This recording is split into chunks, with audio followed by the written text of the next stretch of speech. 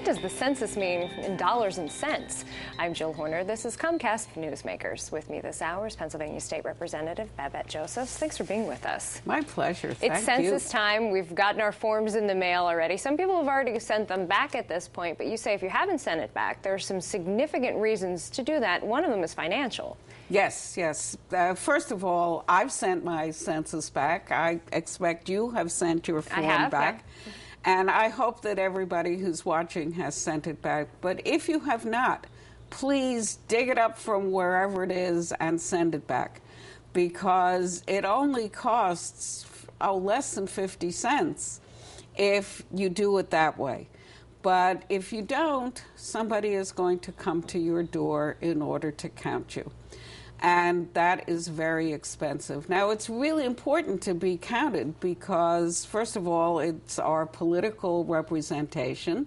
We might lose a seat in Congress if you're not counted.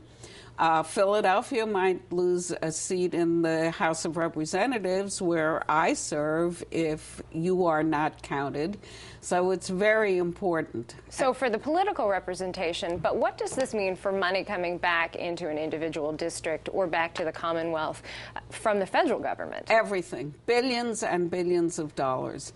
The federal government bases all kinds of formula that put out money on who's there. If they don't know we're there because we haven't been counted, they're not going to help us. And the state is the same. And the city is the same.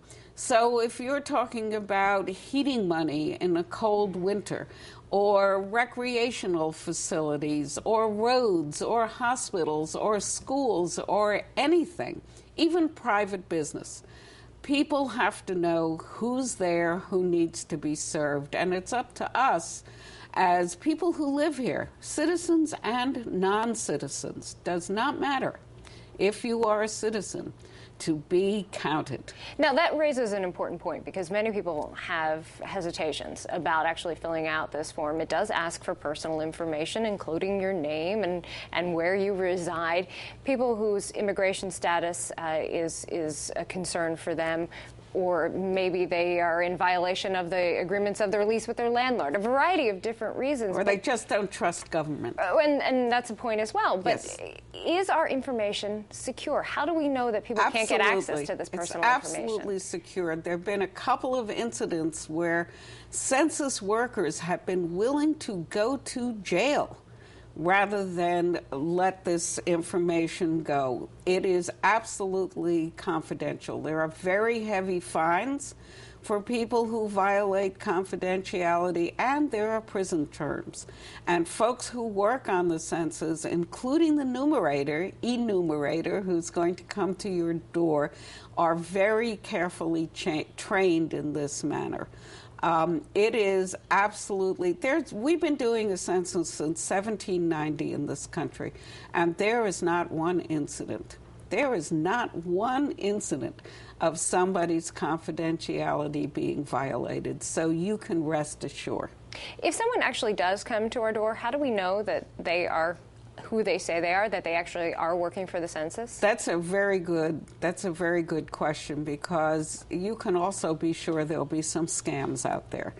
First of all, the census worker will have documentation you can ask for, and it will be showed. The census worker does not have to come into your house. If you live in a private house, you can conduct this interview on your doorstep. If you're in an apartment, you can do it in the hallway. And the census worker should never ask anything like a Social Security number or anything that you feel is beyond just being counted. All right, some important information and a lot of implications associated with the census. Absolutely. Thanks for being with us. Oh, my pleasure. We've been talking with Pennsylvania State Representative Babette Josephs. I'm Jill Horner for Comcast Newsmakers.